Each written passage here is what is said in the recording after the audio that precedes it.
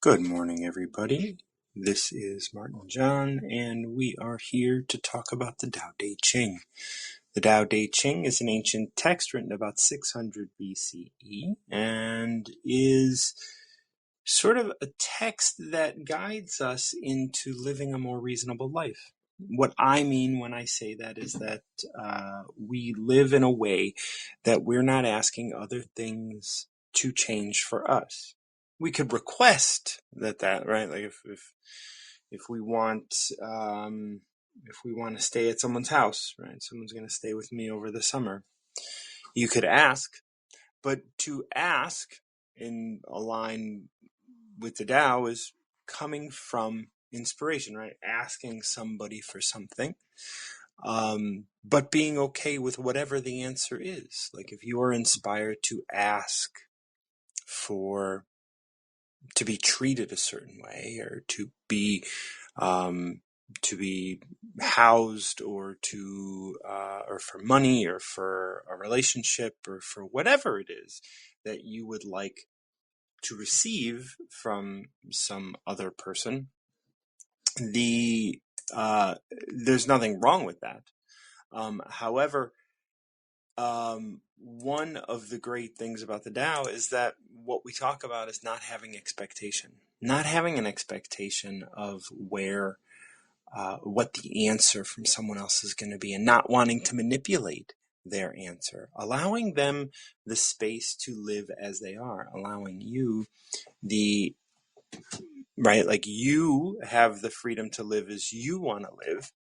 Now, if someone asks you to attend their birthday party, but you don't want to go and you go anyway, this is still your choice. And if you're unhappy at the birthday party, well, then it's about you asking yourself, well, am I happy that I'm doing this, right? Not am I happy doing this?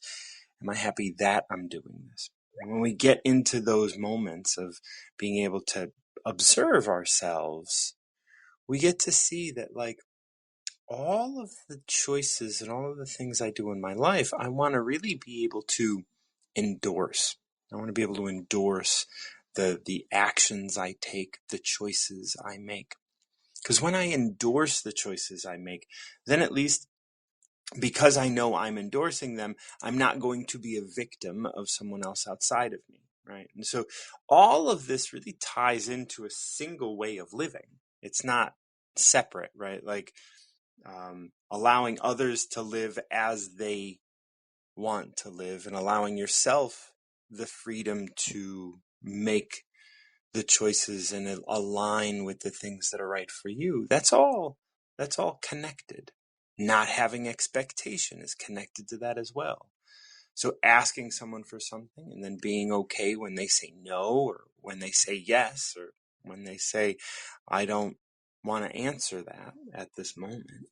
Being okay with that rather than ever getting frustrated. I mean, how many times have you asked someone for something and they've waited and hummed and hawed and and then it's frustrating for you? Well, it's okay that they're doing that. Now that they are doing that, what is it that you need to do in your life to be able to move it forward, to be able to continue making the choices that you need to make in a timely manner for you? Life is complex all around. There's no doubt about it. But the Tao Te Ching helps guide us to a way that makes life easy. I drive around all the time. It just happens that I was driving last time I thought this, but my life is easy. My life is like, it happens. It just unfolds. It allows space for all sorts of things. And I'm grateful for how life has unfolded for me. I mean, with 23 plus years clean and sober, a big aspect of everything that I do revolves around the idea of recovering who I am, because I was living under the influence for so long. And the Tao Te Ching has helped me do that. And so I present Tao of the Day here so that I can introduce more people to Tao. Here comes a Tao aficionado to join me again. Mark, how are you? Excellent.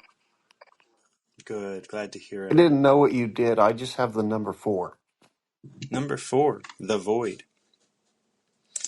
Um, so what's going on with you these days?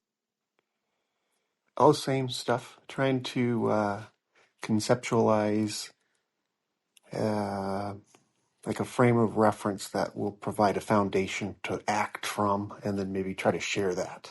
Yeah. Well, here's number 4, the void. Tao is the void, and the void is within everything. As it relates to what is perceptible, everything is mostly void. As the origin of everything, it is hidden within every particular thing. The Master knows it is even the source of God. And yet, others still go on searching. What are your thoughts? Well, I think I'm a super duper Tao aficionado, so it makes sense to me. And like I discovered the Tao, I think I said last time I talked to you, in a deep way in like 1999, and it resonated super deeply. But then I didn't think about it much because I had other stuff to do. I had money to make, a family to raise, etc. But obviously, you've put it first in your life. So what you do is through this prism of the understanding of the wisdom of the Tao, and it creates peace, harmony, and correctly sourced conviction, if you will, or confidence, if you will, or peace, if you will, all of those things. So the notion that this kind of paradoxical information from the Tao isn't actually a paradox, or well, I guess it is a paradox, but there's truth to it. It does make sense if you can take it on board. So anyway, I like what you do. The only problem is I'm on the West Coast, You're on so the it's West like Coast, so it's 4 a.m. it's with you. tough. Yeah, it's tough. For whatever reason, I'm an early riser. I'm up at 4 a.m. most days. But I don't know that I could. Like, I get up at 4 and I have my morning routine, and I do my, I journal, and I do my exercise, and I, start my day the way I do. And so this is still like I've been up for 2 hours, and so this is perfect, slotted for me. But no, I appreciate that and when you can join me, please definitely do.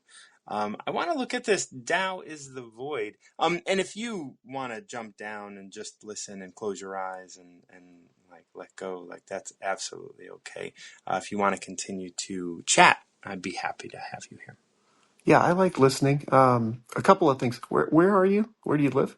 I'm just outside of Chicago. I was born and Okay. raised in Chicago, and I recently moved just into Hammond, Indiana, which is just 8 miles from the southern border of Chicago. Okay. And then the other question I had for you, I didn't know that you did this, but part of when someone joins and you pick a number, you send them the information from, like last time it was 33. You sent me a bunch of information. That was great about 33. Yeah, So you do that for me for 4 too? I will do that for you for 4 too. Yeah. That's excellent. Yeah, I can jump down. How do I jump down and still listen?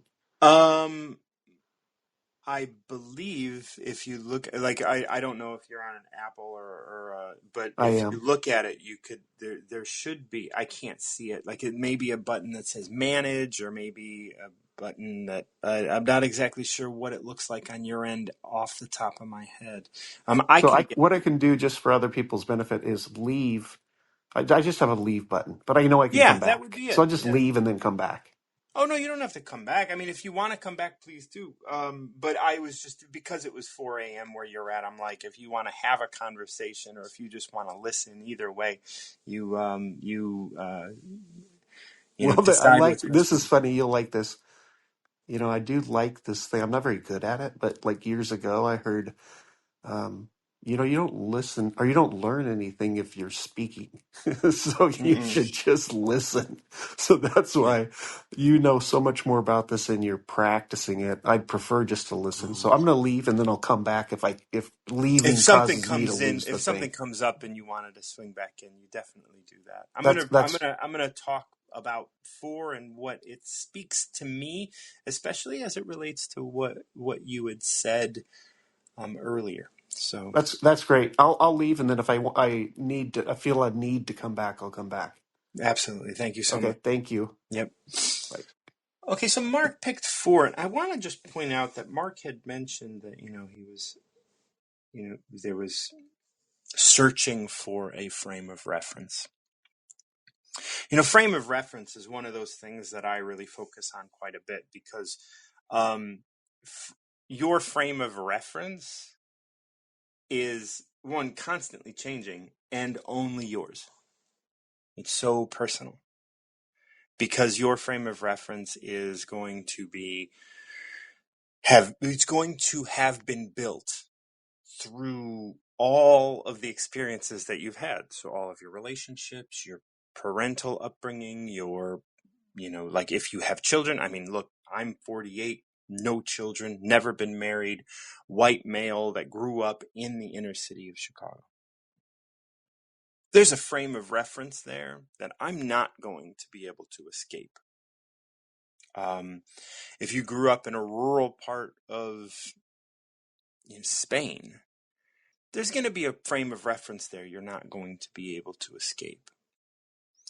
And so when we start talking about frame of reference and Mark wanting to find a frame of reference, right? There's always a frame of reference that's being built, and everything you're bringing in, even in looking for a frame of reference, you're going to look from a perspective that you already have, which is the frame of reference that you can't escape.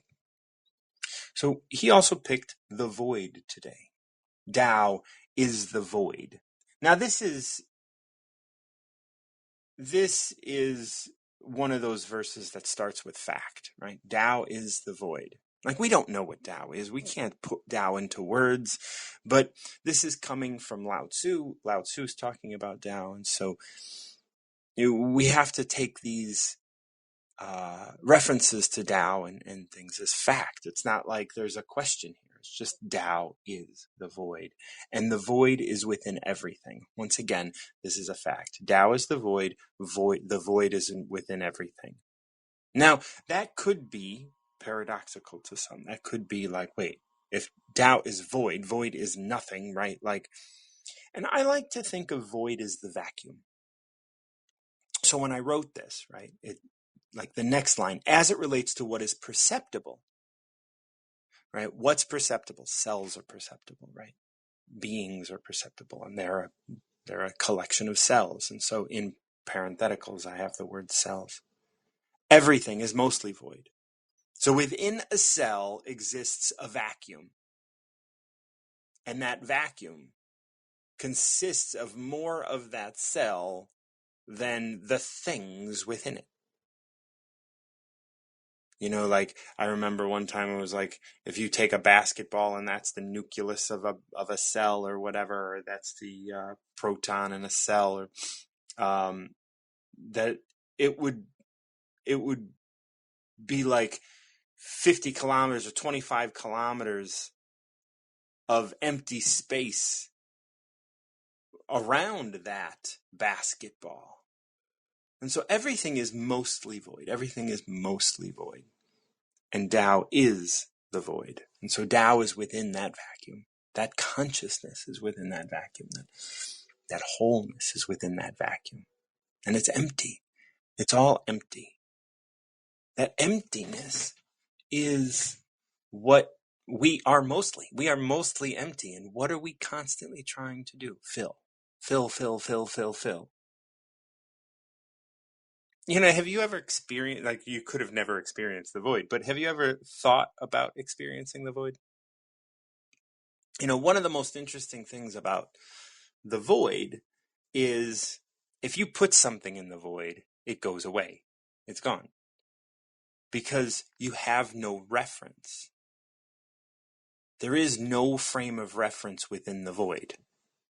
If you try to put something in the void, it disappears. Leave it this way. You are standing in the exact same place you were a second ago, correct? Well, only from your frame of reference. Because really, you're moving at some 20,000 miles a second. Right? So you're actually not in the same place. You're only in the same place from your frame of reference. So if you're in the void and you're surrounded just by darkness, and you say, okay, I'm going to take a chair and I'm just going to put it next to me. Well, as soon as you do, that chair is gone, because once you put it down, quote unquote down, whatever that is within the void, it is going to have maybe dematerialized, maybe you're moving at 1,000,000 miles a second, and the chair is only going to be moving at 3 miles a second. And so as soon as you put it down, boom, the void is endless. This is what Tao is. This is the consciousness. This is why you have no frame of reference. You can't have a frame of reference within the void. Now, Tao is the void. We've gotten that. And as it relates to what is perceptible, everything is mostly void. So within you is mostly void. As the origin of everything, it is hidden within every particular thing. Within you, within me, is the same thing. Within the air that connects us, within the landscape that we're looking at, within the house that we're in, within the chair that we're in, everything is mostly void. And that void is the same between you and the air and the chair and the desk and the house and all of the things. Like, you are all still connected within this void. It is the origin of everything, and it is hidden within every particular thing. So everything that you can identify, it is hidden within. The master knows it is even the source of God. So it is within you, and it is the source of God. There is no separation. There is no higher or lower or more or less. You are here, and you consist of that which is the source of God within every one of yourselves, within everything that you are. This holds us all together. And this is what is all connected. We are connected by the void. Now, this last line is so telling, because it says, the master knows it is even the source of God. When you consist of that which is the source of God, why is there any reason to want more? And this last line is, and yet others still go on searching. Searching for what? What is it you're searching for if you are the source of God? If you are the source of all things, if you are the source of the creator of all things, if within you is all of that, what could you possibly be lacking?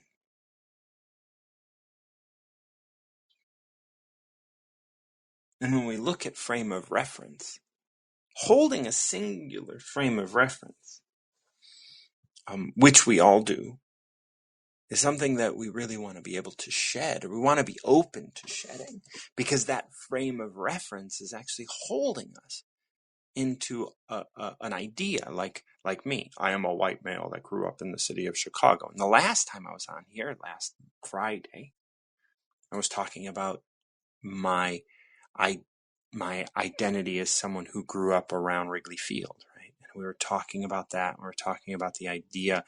And Dr. Rao came on and said he was a Cubs fan as well. And I was like, well, I'm not a Cubs fan. Like, that was the whole point of what I was saying. But when you have a frame of reference, you hear what you hear. You hear what your frame of reference expresses.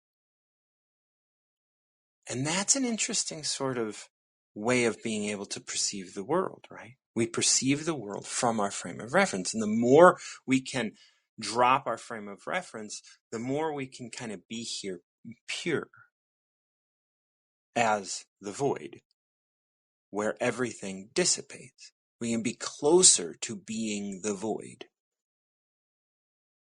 What is the void? The source of God. And if we can give ourselves up to this moment more, we can allow ourselves to be in that space of spiritual openness and recognize that we're a physical body still, right? But within that body exists this void, this source of God. We're able to embrace all that is and embrace ourselves as we are without having to search for yet more. What more is possible to be when within you exists the source of God? How could you possibly want more than that? What is possible? Like what could possibly be more?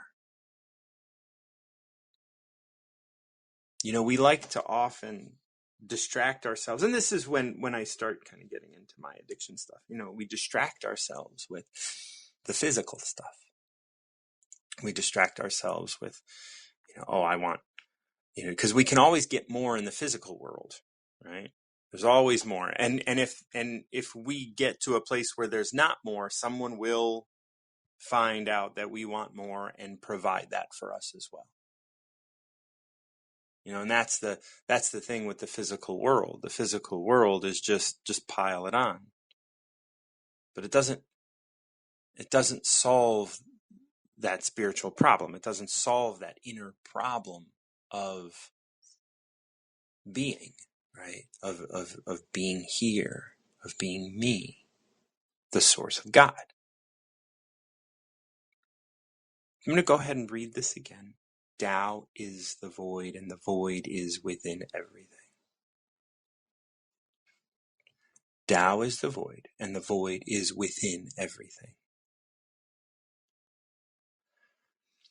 The interesting thing is, outside of the universe, there is nothing. There is void, and that is everything. This is why Tao talks about doing nothing, because nothing is, at some point, everything.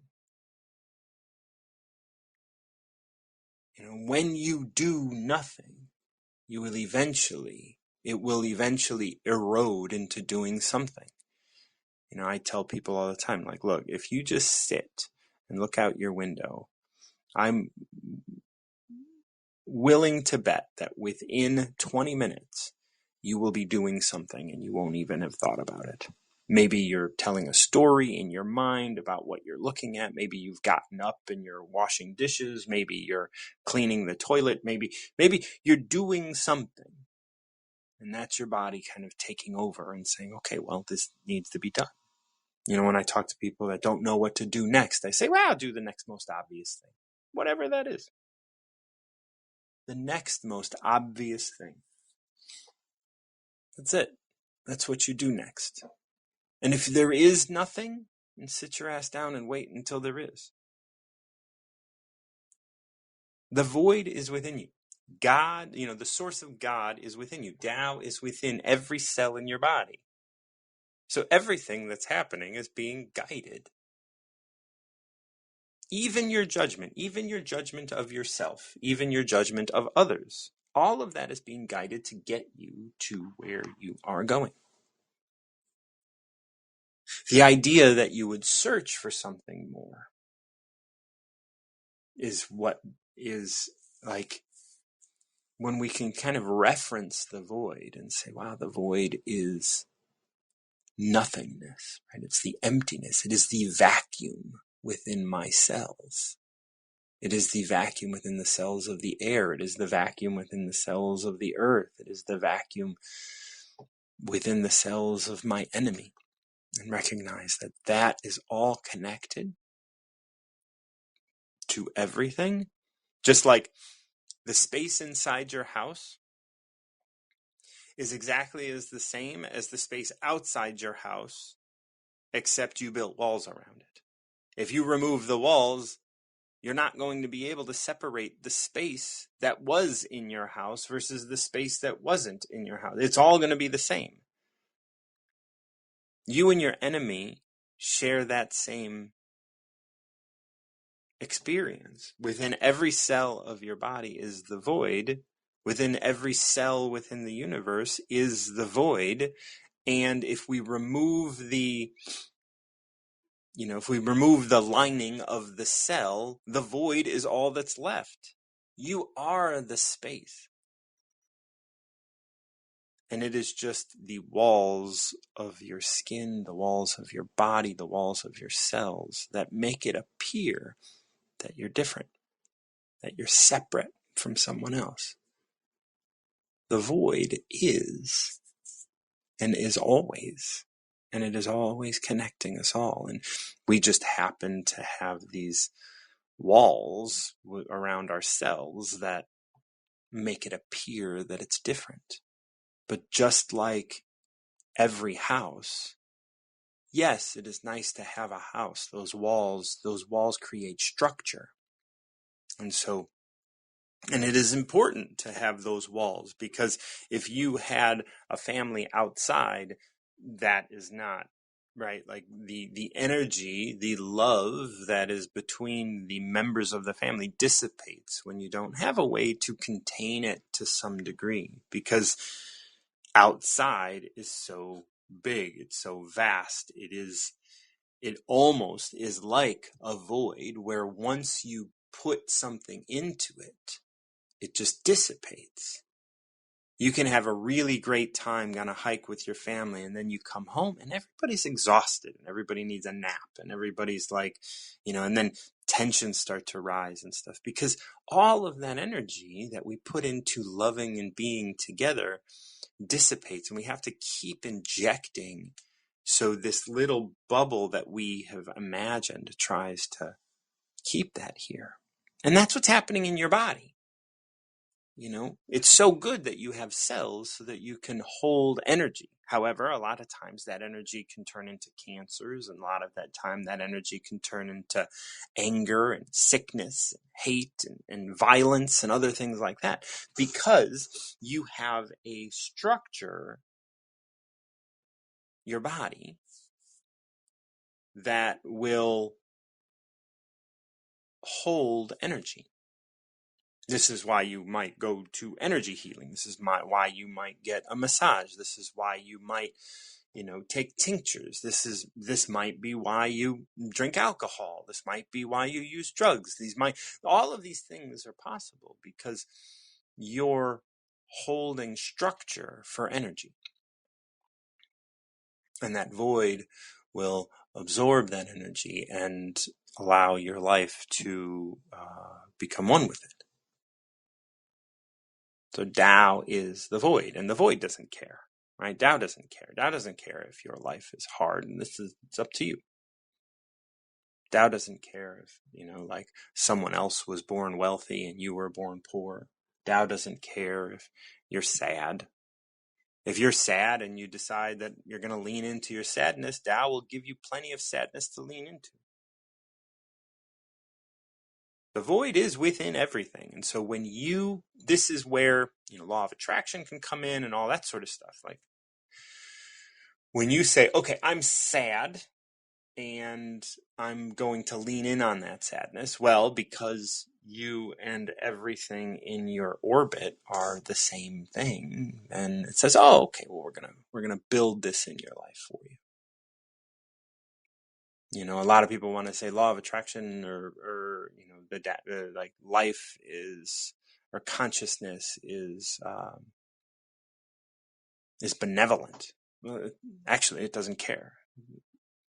It'll do whatever. I remember when I was an addict, it was very easy when I aligned myself with finding the drugs and the opportunities to use that they just showed up for me. It's not here to keep me quote unquote healthy. It's here to work with me. Now, I'm not working alone. I'm working as a part of a bigger system as well. And that's what makes it complex. And that's why we have to recognize we're not in control of this.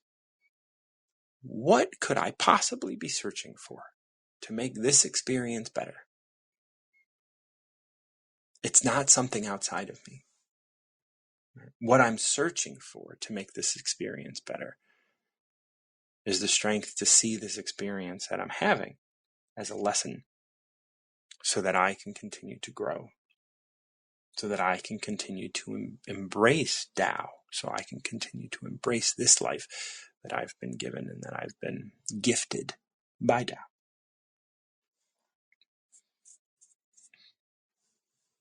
Tao is the void, and the void is within everything. That means everything is the same. Everything has this void within it, from a stone to a tiger, to you and to the moon and to the sun. As it relates to what is perceptible, or cells, everything is mostly void. Every cell is mostly vacuum. Every cell is mostly empty. Every cell is mostly void. And those cells have walls, just like walls in our house. And if we were to remove those walls, it would all be the same thing, space. And if we were to remove the walls and the cells of it would all be the same thing, that void, that emptiness. And we would all be the same. So if you look at your wife and your enemy and myself and everybody and everything, if you say, that's the earth, this is me, that is grass, that's a weed, that's a flower, this is a fruit, this is all of that is you. And when you can see yourself in all of it, you get to be led and guided into who you actually are. The source of God, right? Like deep down. Like you is your identity with your name and all of the frame of reference and stuff. Yes, there is separateness there. And there is the ability to experience separateness. And that's what we're here to do, right? We're here to have these experiences. But we're part of a bigger system, right? And everything that we do resembles Tao, right? Like even the fact that we work with houses the way we do, we have this structure, these masculine structural things, so that we can experience substance, the feminine, right? The feminine substance, the masculine structure. Now it's not gendering things, it's just sort of yin, yang, male, female substance structure. All of that sort of stuff you can't experience one without the other, right? You can't experience the void because the void is vacuum. You would cease to exist in that space. So, but once you have a structure, you can experience substance. So substance is always around you all the time. But you need a structure in order to experience it. So the substance of space is around you no matter where you go. And yet when you go into a house, the space hasn't changed. You've just surrounded yourself with structure so that now you're indoors. Now this can happen in relationships, and this can happen in your own life as an individual, and all of those things. So, I think we're going to step away from the void. Now I'm going to read it one more time. Tao is the void, and the void is within everything. As it relates to what is perceptible, everything is mostly void. So that relates to cells, right? The void is within everything, and everything, because every cell is mostly empty, everything is mostly void. As the origin of everything, it is hidden within every particular thing. It is the substance that is at the core of everything. It is the substance that is the building block of everything. It is hidden within every particular thing, every rock, every flower, every weed, every person, every planet, every bit of air, every bit of space. It is hidden within it all, within the cell. And the cell is controlling, right? That's consciousness. The master knows it is even the source of God, and yet others still go on searching. The master, knowing that she is connected to everything. The master, knowing that she is mostly void, and knows that this void is the source of God, needn't search for anything. But others, even though this is the case, even though they are the source of God, within them exists mostly what is the source of God. They go on searching because they don't feel like they're enough. And yet they're the source of God. This is such an important sort of understanding here. It's like, is there anything more than you? I mean, you are me. You are everything. You are everyone. And healing and being open to receiving from that space is really all we need to do.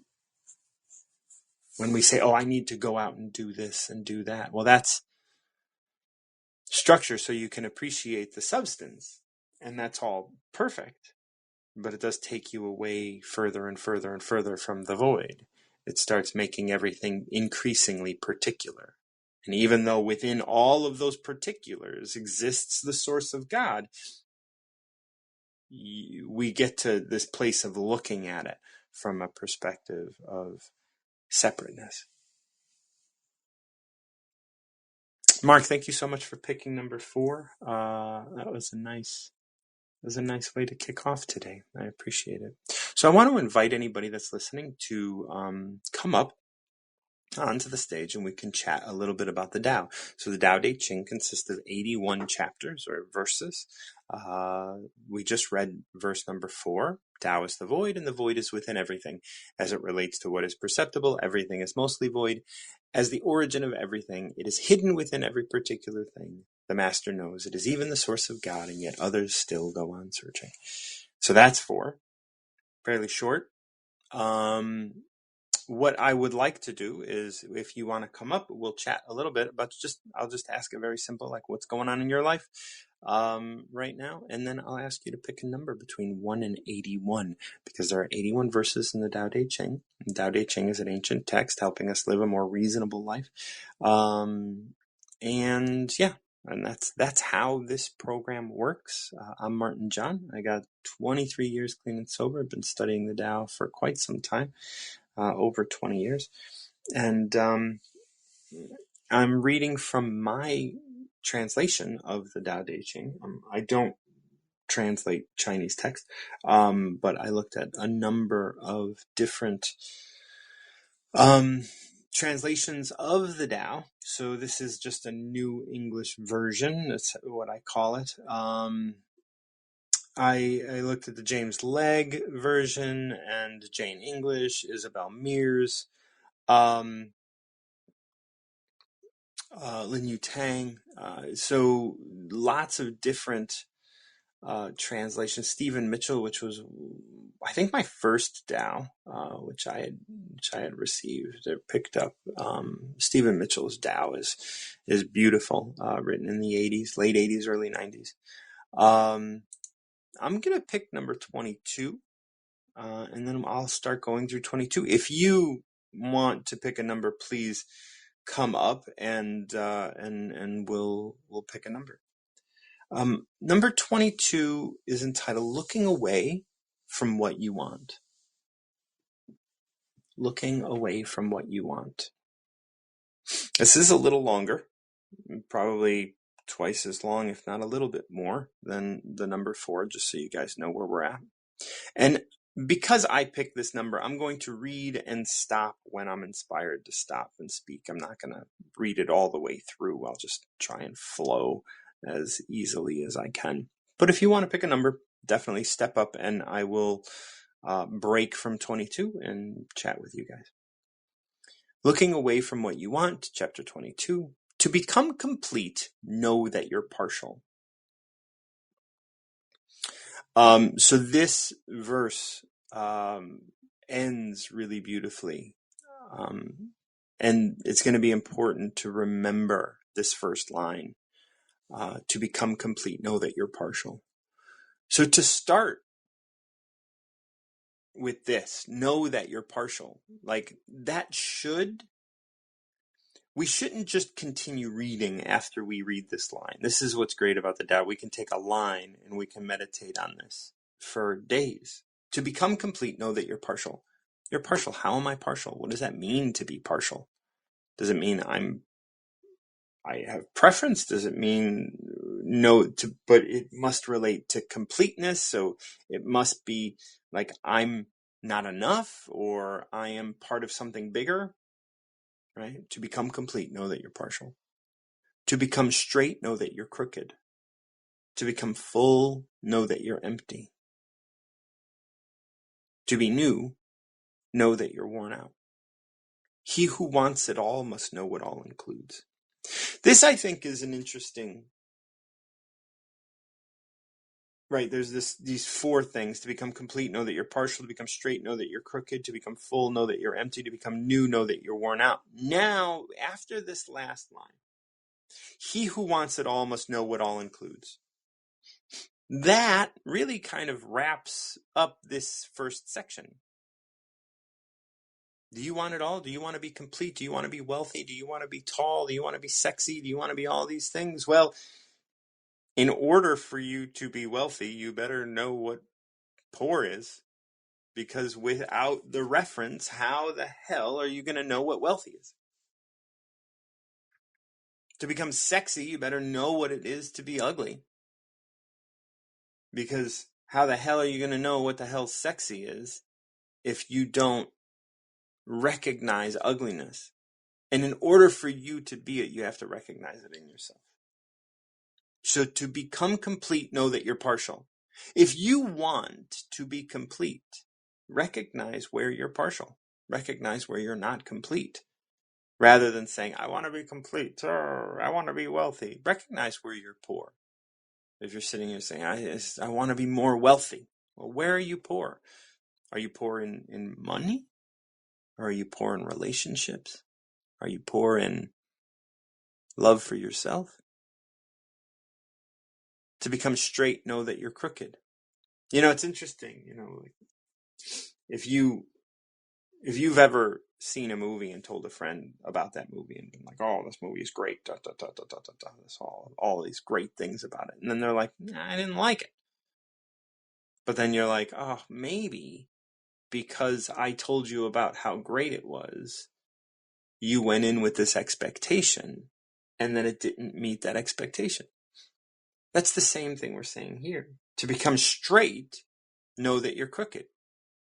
Instead of sitting there and go, look how straight I am, look how straight I am, look how straight I am. Once you tell somebody, look how straight that is, they're going to go, oh yeah, but what about this kink right here? And you're like, oh, yeah, yeah, but what about everything else? You're just like, yeah, but once you tell me to focus on one singular thing, what ends up happening is I start focusing on its opposite.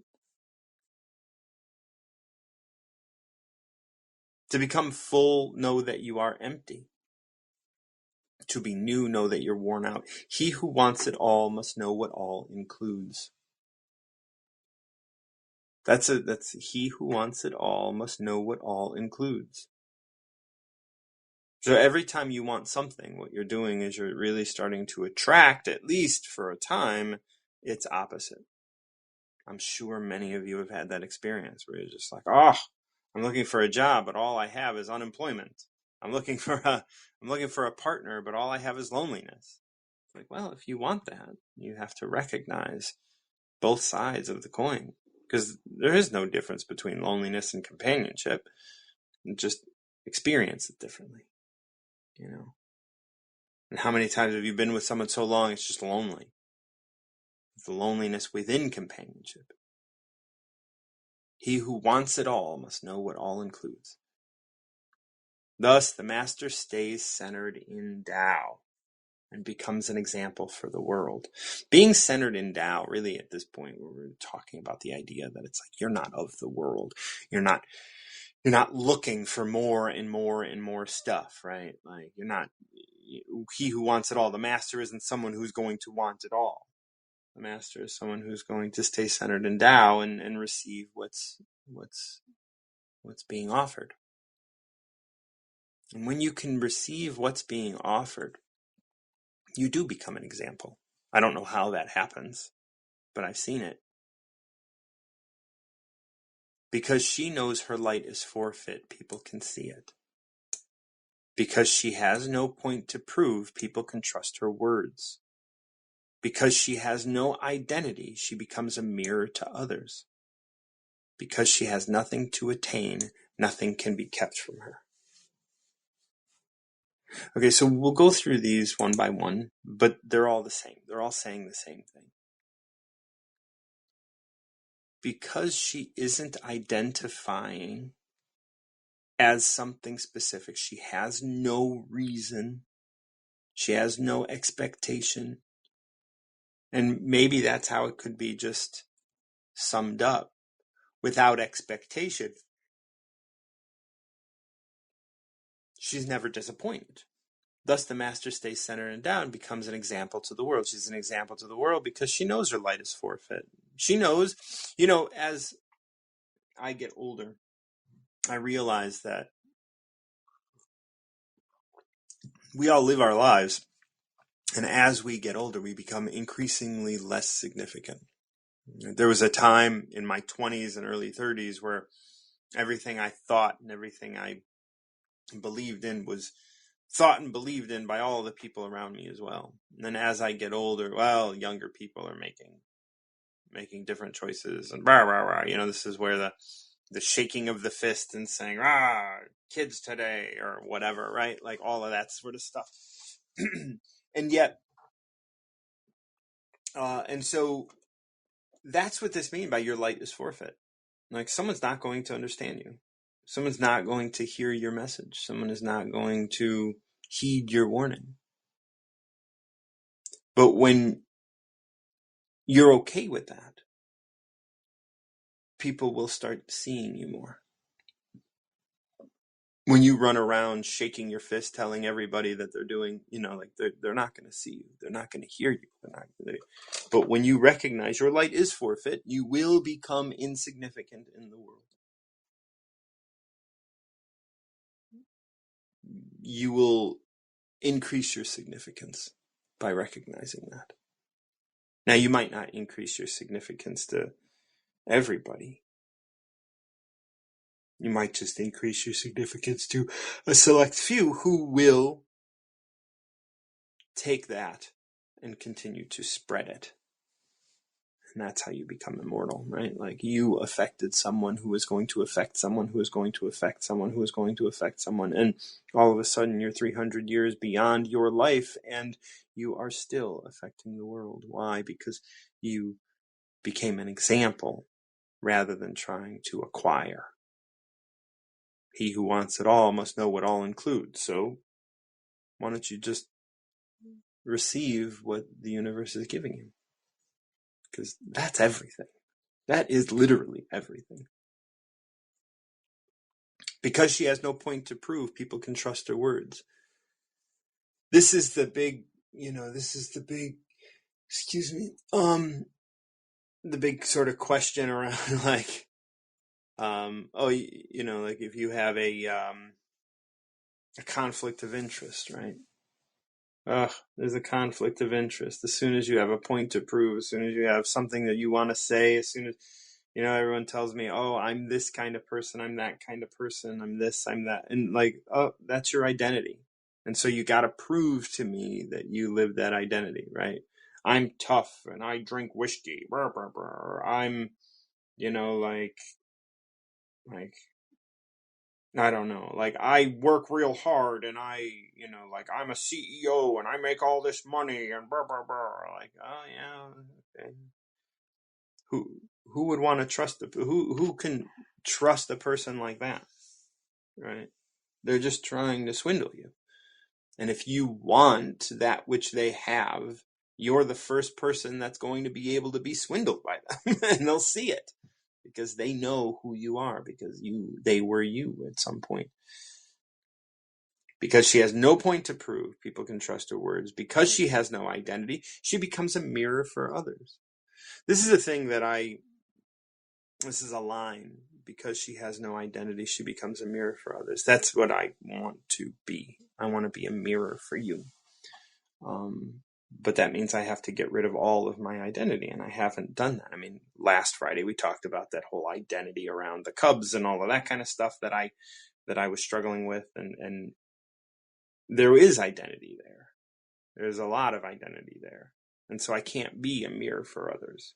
Now, maybe I can be a mirror for some in some aspects, and I'm not going to be Tao. I'm never going to be a master. I'll never get to that point. But I mean, and so what it turns out to be is just like, I just want to be here and open for the experience that's being had.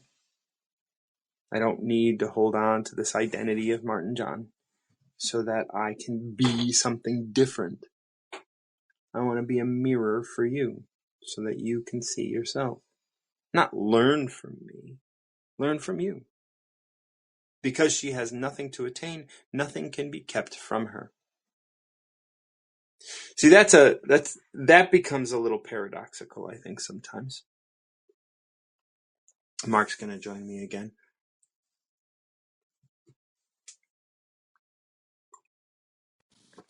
Hey, man. Say, hey, I just stumbled upon you last week, so I don't know what you do. Now I know what you do because I've listened to you twice now. What's really funny to me with this mirror thing, I studied a bunch of stuff, but I didn't do what you did, like commit to kind of live it and walk it and then teach it and go down the path. It was just entertaining to me, right? And I knew there was some goodness to it, so I studied it. So I said, okay, I'm going to make like a personal mission or a mantra or whatever. And I had read, I could tell you the books, but some spiritual books. And this was, let me think. Yeah, this was after I had been exposed to the Tao a little bit. But the Tao was just one of a dozen things that I've been exposed to, right? And I knew it as great, but I didn't, it wasn't like it is for you, right?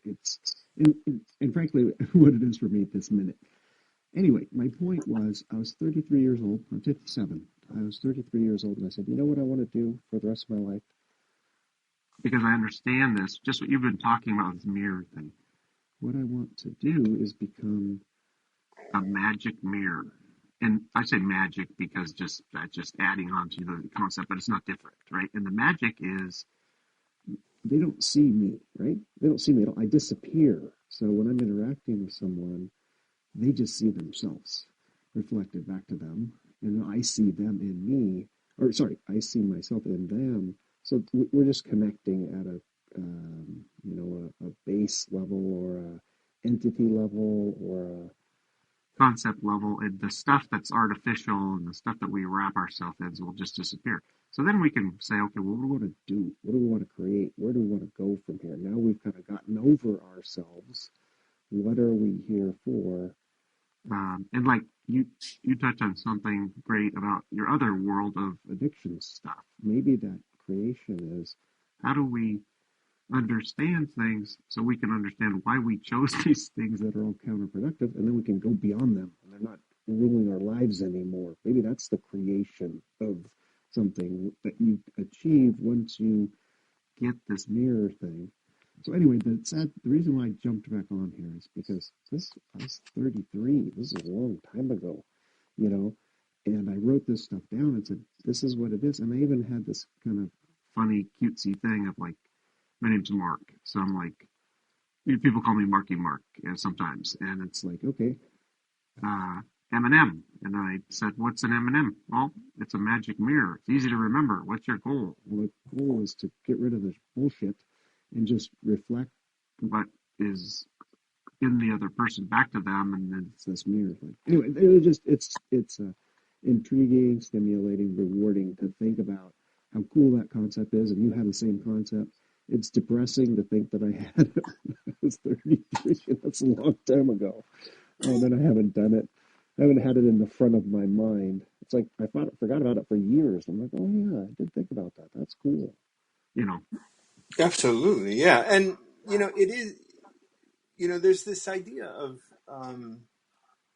integration. Eventually, like you had children, and children often retard our ability to mature to beyond having children, because once we have children, we often kind of are focused on other beings for Hmm. so much of our time that we don't get to focus on ourselves. And when we do, we just want a respite.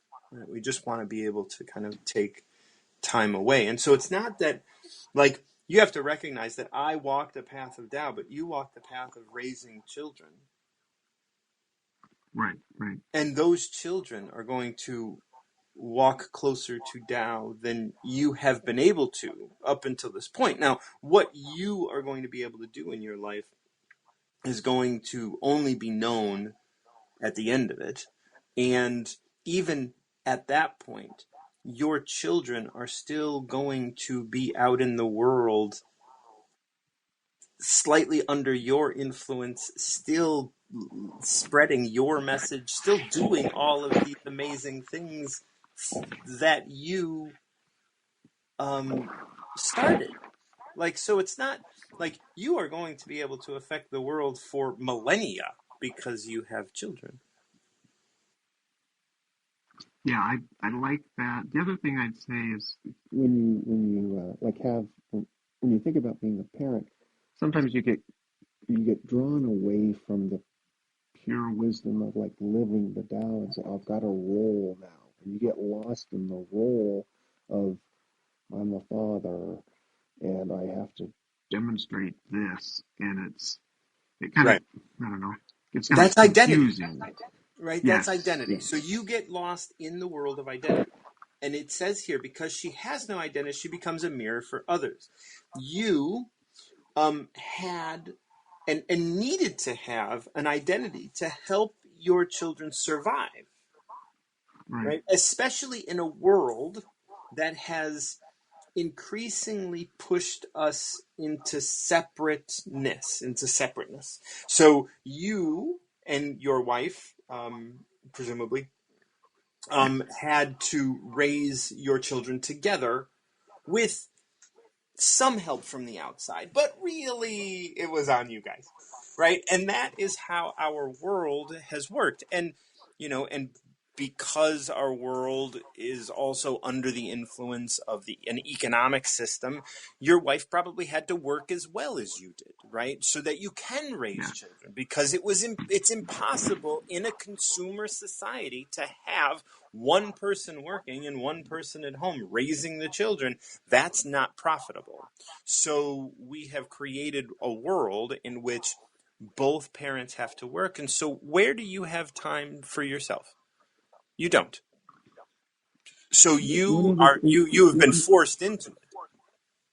one other thing I was just going to say that you'll probably agree with too. It's like, so not only do you have, this role of parent, but to walk the walk and to be a mirror, it's easier if you're a single person. So, and then it's more tough if you're, let's say that you don't have kids and you have a spouse, and your spouse doesn't go for this Easter stuff, and it's like, that doesn't make any sense to me. I just want to be happy and be nice to people. I don't want to be a mirror, and I don't want any of this paradoxical stuff in my head. I just doesn't make sense to me. I'm a Western person, so walking the walk and being a mirror and like you know meditating on the Tao is great, but you gotta be with your spouse, and then it becomes more complicated when your spouse wants to raise your kids and she doesn't want to talk about Right. There is this spirituality stuff. this is why we talk a lot when we work in the Tao as living a reasonable life, right? Because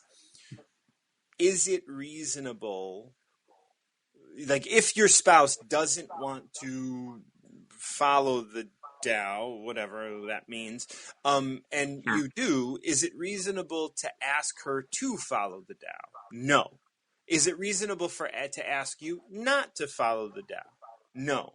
However, if you are married, you do have some responsibility to the relationship, especially if you have children or if you have a home together or if you have, you are responsible for a certain aspect of the relationship. Now, you can have a relationship and live separately, and you can have a relationship and do all the things so that you don't have to interact, but then what good is the relationship? Exactly.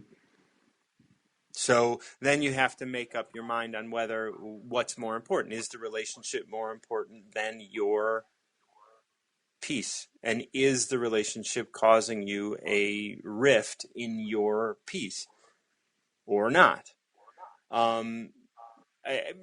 It's an interesting thing. When I, early in my following of the Tao, I was with a woman for 9 years, and she was raised in an evangelical home, and it was very strict religion.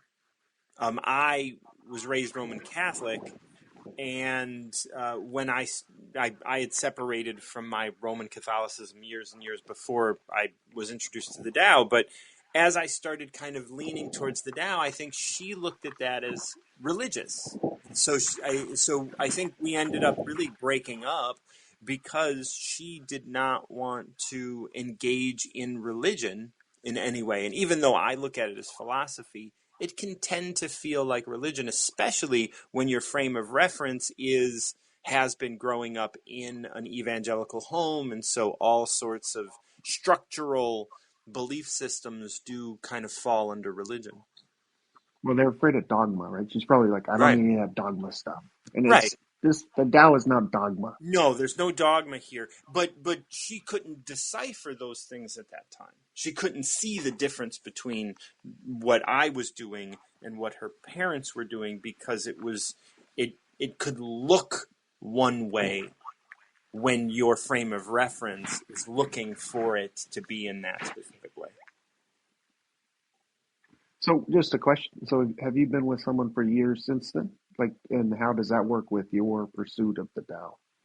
I'm realizing as I'm getting older, and that was my longest relationship, and I was with someone for a year just on principle after that, and then I was with a couple other people,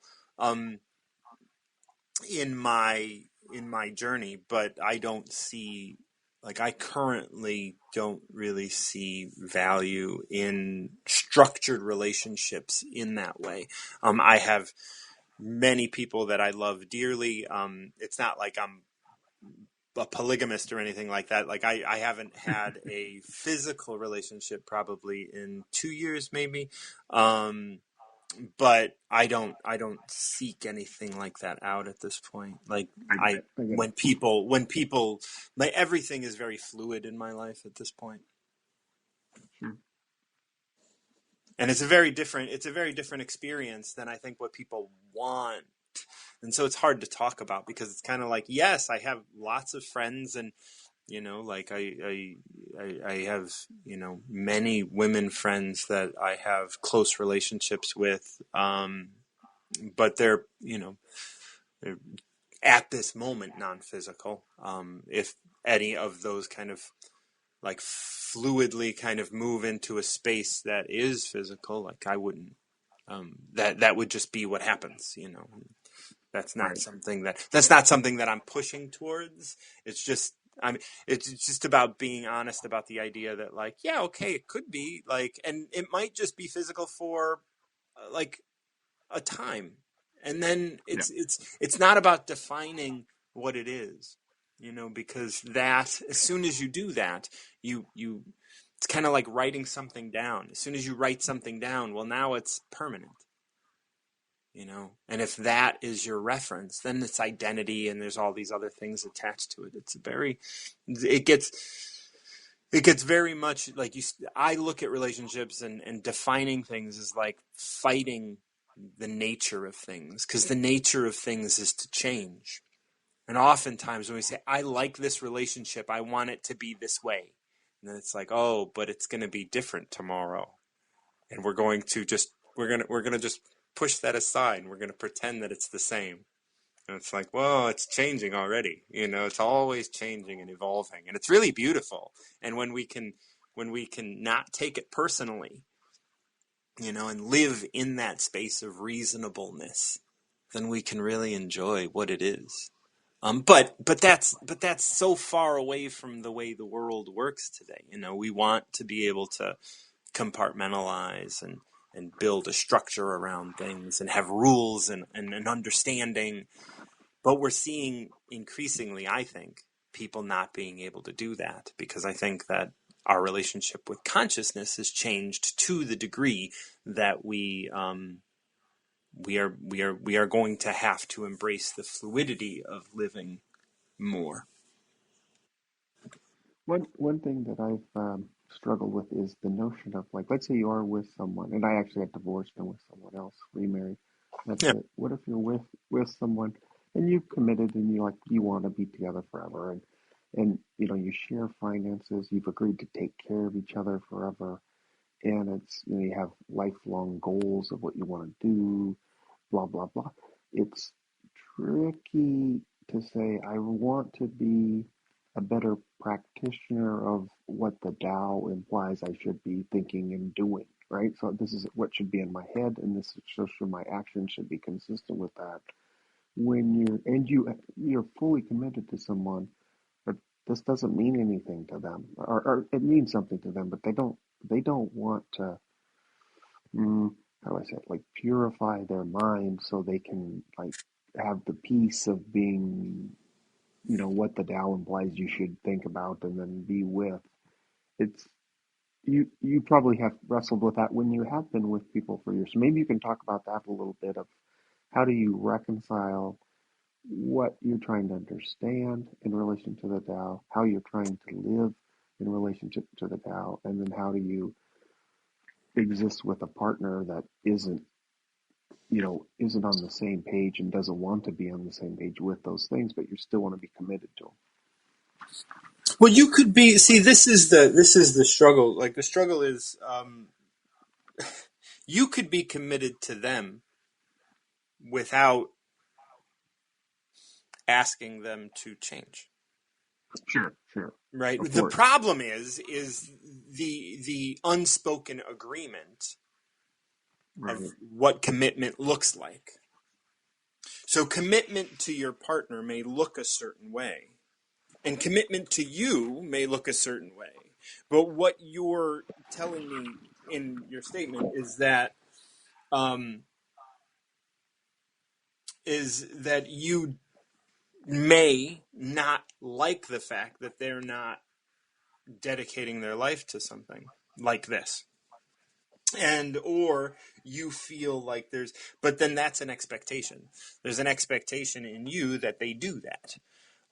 And to live a reasonable life, as I kind of mentioned, is what the Tao helps us do. To live a reasonable life is to allow them to not, and to love them and their struggle and their not struggle or their ignorance, or to enjoy and love them for that. And if they tell you stop reading the Tao, or stop journaling, or stop meditating, or stop, you have to recognize what the boundaries are that you want in your physical life, and what they are in control of in your life. How much do you want to live under their influence versus how much do you want to live your life and just simply love them for who Yeah, they I are guess and where they are? it's tricky to me because I've like part of it's just wrestling with you want to walk the walk, and like you said, you'll never be a master. I'll never be a master, but we both aspire to do as good of a job as we can, right? Because Right, we just know that'll lead to happiness. This is the simplest way to say it, right? right. Um, so so it's kind of like if you're with somebody and this stuff doesn't resonate with them, it's like no, I don't want that. They're not really saying they don't want you to do it. They just want you to be happy, right? But there's an internal thing of like it's a bummer that I can't do this as fully and as You can holistically actually and, do it and more fully if they are not doing it. That's a good thought. You can't do it fully if they are doing it with you, because they're doing half of the lifting for you. Right. Right. This is the Well, only way to do it fully. well, actually, I'm getting at the subtlety. You probably will get this in a second. Let's say there's a score of 0 to 100, how well you're doing it, right? And you aspire to be 100. Your spouse doesn't have any interest and kind of doesn't like you trying to be different, right? There's like, just be nice. I don't care what you're doing, but you're being different. Don't be different. So there's two impediments of you doing it. One is like shedding all you need to shed so you can do what you do. And then there's another, like, your spouse is like, do what you want to do, but don't don't be Don't different. change. Don't change. Exactly. So you have this dilemma of knowing the right way is to go a little bit further down this path, but then If anybody is you're. asking you to not change, they don't love you. They love the idea of the transaction that you give them. I think that's right. I think that's So right. so they so if this is actually what's happening from your partner, and I would be very careful of saying that, Sure. because this might just be the frame of reference that you're experiencing this relationship through, and so it might Right. be your need to understand transaction and separate from your relationship, not this relationship, your relationship with transaction, right? Because remember, Hmm. your entire history has been about transaction. Like, you traded your knowledge of the Tao for money and all of these other things. Like, these are Yeah, that's transactions that correct. you've made for That's correct. relationships. So this is Yes. just popping up in your life again in this Yes. relationship. And so whether or not this is actually your partner making these having these experiences and thoughts, or you That's good. with a frame of reference actually just superimposing those, you have to be really careful about that. And this is how you know you're doing the work, is because you step forward and start doing your work regardless of what you believe. Now, if your partner is literally telling you don't change, then that's a different conversation, because what you have to at least at that point do is let your partner know that if you're asking me not to change, then your love for me is very conditional, and maybe this relationship needs a reframe. Right. Right. And it's not that. It's more like, No, of course, right, Uh, and most rational people are like, I ain't stopping you from doing anything, right? Especially right, something that's good. The most, right. but it's like implicitly, it's like, well, let's say for instance, this isn't the case, but you'll get it. They'll say, well, I'm not stopping you from doing anything, but I do want you to continue making a great income, right? And there's sometimes it's trade off, sometimes not, of like, if you got to work 12, 14 hours a day of mental energy to make a lot of money, I do think it's harder to pursue the Tao when what's churning in your head all the time is, how do I make more transactional money by doing this and this and this and this and this? It just doesn't make any sense to pursue with great time and effort and money if you're understanding what the Tao is saying, right? To me. There's a story of a monk. Let's say, I'm just gonna I know the story Sure. roughly. So the story of a monk, and he goes and he's like meditating or whatever, and then a businessman sits down next to him and is like, do you really, like, is this really like your life? Is this what you do? And is this like how you live your life? You like follow? It's like, wow, I admire you so much because you've given up everything for this. And the monk looks at him and he's just like, actually, I have everything. I admire you because you've given up everything for money. Yeah, I get it. I get it. I like it. And so and this is like when we talk about the idea of like, oh, it doesn't make sense. The transition from one thing to another. This is like in addiction, this is my world, right? Like Sure. when you say, I'm going to have to go from using and drinking every day to not using and drinking every day. Like, what? Like, how am I supposed to make that transition? That's going to be so painful because withdrawal. Now, that's the same thing with money. It's the same thing. Like, and really, it took me, I mean, when I talk about addiction, the first 5 years are early addiction, and then there's mid addiction for 2 years, and then you get long-term or recovery. And then you get long-term recovery after 7 years of not using. 7 years of not using, you get into a place where your brain is actually starting to function properly. And it's like the same thing happens with money. Your entire life and the life of this businessman was all like, just give everything up for this thing that's obvious. And the world and its consumer sort of world, and in the economic system that we have created in the United States, is as such as there are, we're being manipulated all the time to continue pushing and turning dollars. And that's hard to justify, and it's hard to understand how to get to the other side of it. And I don't know, I have to be quite honest, I don't know how I've been able to do it. I mean, I have some money in the bank, and I'm doing okay, and I'm doing fine, like this and that, and I don't, but it all just kind of unfolds, and it all comes, and can it stop at some point? Yes. Do I think about that? Not really. Sometimes I do. Sometimes, I get a little worried and I think, well, I don't know where my next gig is coming from. But it is, like you said, easier without a partner, because if I had to live the way I live with a partner,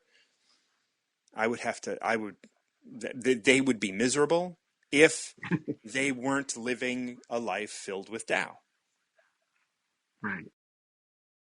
Oh, you just dropped off. I just looked at the clock and it was 1 second. So if you wanted to come back up, please do. But yeah,